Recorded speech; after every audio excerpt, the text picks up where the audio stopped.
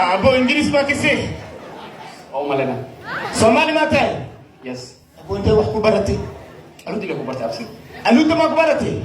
Ano ba aluta ku barate barasho wanaagsan? Sidoo kale English ka khatara ku tahay mo. Ya?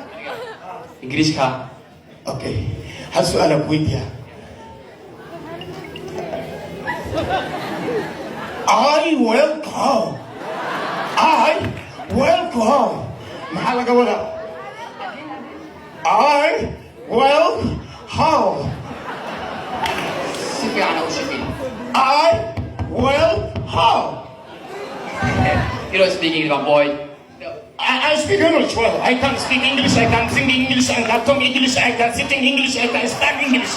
I welcome. I like how he's speaking. I just speak his but how you pronounce is not very correctly. Pronounce it correctly.